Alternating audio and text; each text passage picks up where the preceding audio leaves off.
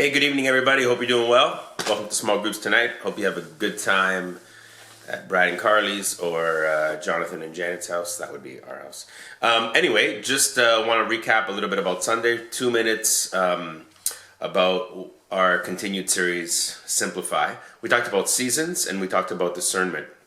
We talked about how life is separated in seasons, even though we are in moments and we kind of have tunnel vision in those moments, and rightfully so, because they take up our time and we occupy ourselves with navigating ourselves through that. But if we kind of take a look back, or a high view of it, we look on our life and say, oh wow, this was a season, and this was a season, this was a difficult one, this was an easier one, this was a really tough one, this one was kind of good or something worth celebrating.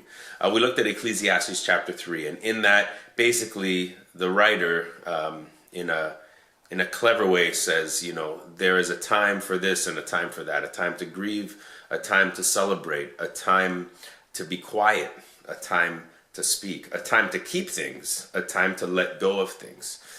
And so basically, as we look over our lives and say, how do we simplify things? How do we declutter things so we can hear God's voice clear?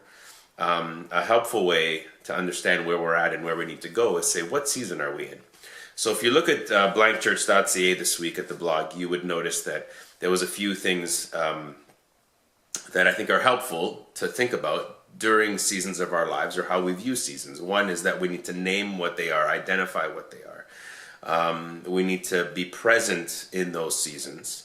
We need to see what God's teaching us in the middle of those seasons. Definitely ask that question, and then identify when a season is over and say, okay, now it's time to stop grieving and I need to move on, or I've been quiet for this season and now it's time to speak, or vice versa.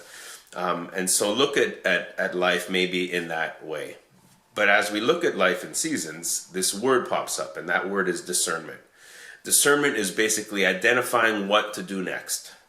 And boy, as people who follow Jesus, this is a huge word for us, because we want to know what God has for us. We want to know God's thoughts in a situation, right? What did Albert Einstein say? All I want to know is God's thoughts. All the rest are details.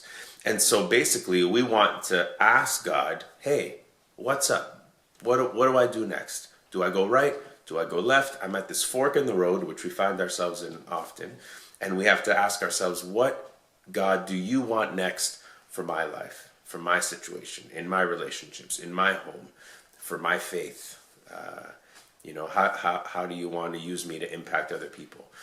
And so you need to ask yourselves those questions in those moments so you can see, and discover what God actually wants from you, for you, to do in you, and to do through you. All right? So take a look at the blog and take a look at the questions. Hope you guys have a great time discussing it. And that's it. Have a good night. Peace, love, and recycle. Bye-bye.